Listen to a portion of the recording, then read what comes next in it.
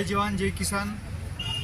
आज उमरखेड येथील उपविभागीय अधिकारी साहेब यांच्या ऑफिसला आम्ही विदर्भ मराठवाड्यावरून वाहणाऱ्या पैनगंगा नदी काठच्या गावातील शेतकऱ्यांनी राष्ट्रीय किसान मोर्चामार्फत माननीय जिल्हाधिकारी साहेब यवतमाळ आणि नांदेड यांना निवेदन देण्यासाठी उपविभागीय अधिकारी साहेब मार्फत या ठिकाणी जमलेले आहोत। सांगण्याचा भाग असा आहे की आमच्या उमरखेड आणि यवतमाळ जिल्ह्यामध्ये तसेच नांदेड जिल्ह्यामध्ये पैनगंगा नदीच्या वर एक इसापूर धरण बांधलेलं आहे आणि गेल्या 40 वर्षापासून या धरणाची निर्मिती झाली, परंतु आमच्या नदी काठची जी काही 80 ते 90 गावं आहेत त्यामध्ये हातगाव, हिमायतनगर, उमरखेड तालुक्यातील शेतकऱ्यांच्या शेतीची जमिनीची पावसाळ्यामध्ये पुराचं पाणी सोडून अतिरिक्त पाणी सोडून त्या ठिकाणी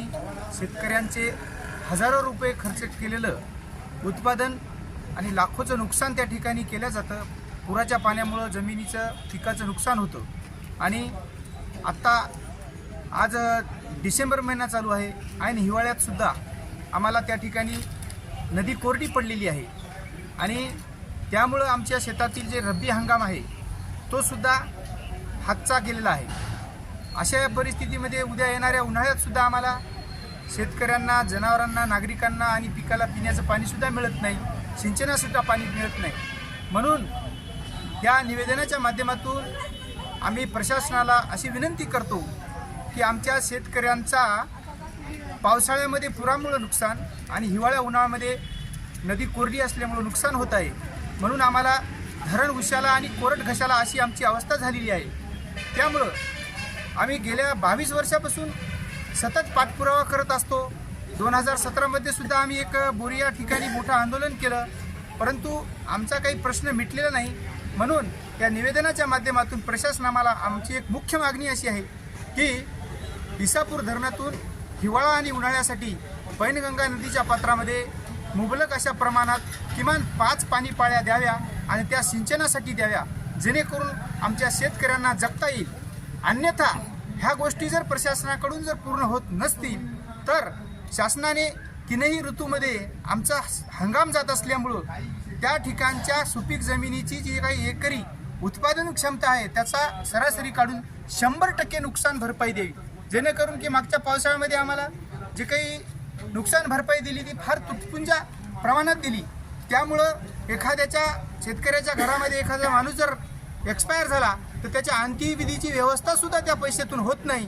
म्हणून शासनानं त्या गंभीर बाबीची दखल घ्यावी आणि आम्हा शेतकऱ्यांना त्या ठिकाणी जगण्याचा, स्वाभिमानानं जगण्याचा हक्क द्यावा, न्याय द्यावा, हीच प्रशासनाला आम्ही या माध्यमातून विनंती करत आहोत। धन्यवाद। राष्ट्रीय किसान मोर्चाच्या माध्यमातून या ठिकाणी पैनगंगा नदीपात्रात शेतकऱ्यांना सिंचनासाठी तात्काळ पाणी सोडण्यात यावं यासाठी उपविभागीय अधिकारी कार्यालयावरती आम्ही सर्वजण आलेलो आहोत। उमरखेड तालुक्याच्या नदीकाठच्या गावातील कानाकोपऱ्यातून ही सर्व शेतकरी मंडळी, कामगार मंडळी या ठिकाणी आलेली आहेत। आम्ही सुद्धा भारतीय युवा मोर्चाच्या माध्यमातून राष्ट्रीय किसान मोर्चाच्या या मागणीला आमचं संपूर्ण जाहीर समर्थन करत आहोत। शेतकऱ्यांना देशोधडीला न लावता शेतकऱ्यांच्या हिताचे निर्णय शासनाने घ्यावेत यासाठी आम्ही या मागणीचं पूर्ण समर्थन करतो आणि राष्ट्रीय किसान मोर्चाच्या या मागणीला युवा मोर्चाचं समर्थन देतो। धन्यवाद।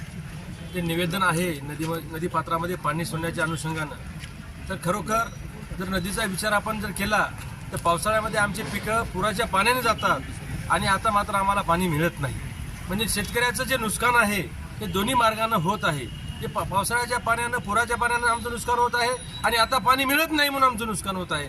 आणि या लोकशाही असलेल्या अशा देशात शेतकऱ्याला असं वारंवार मारणं, आज आम्ही बघतो की आमचा अतिशय मोठ्या प्रमाणात आमचा प्रसंग आमच्यावर ओढवलेला आहे आणि आता शासनाने आमच्या निवेदनाची दखल घेऊन आम्हाला उन्हाळ्यामध्ये भरघोस असं पाणी देऊन आम्हाला सहकार्य करावं अशी या ठिकाणी मी जर अन्यथा आमच्या या मागणीला जर यश नाही आलं तर आम्ही मराठा सेवा संघ उमरखेडच्या माध्यमातून तीव्र आंदोलन छेडू असा या ठिकाणी इशारा दिला। गांधीगाव या ठिकाणी बंधारा आहे, ते बंधारा दरवर्षी आम्ही शेतकरी मिळून 2-4 विदर्भातल्या आणि मराठवाड्यातून मिळून शेतकऱ्यांनी बंधारा दरवर्षी कोणतो, त्याला 1 लाखाच्या वर आम्ही त्याला खर्च करतो। खर्च करूनसुद्धा आम्हाला त्या बंधाऱ्यात पाणी राहत नाही।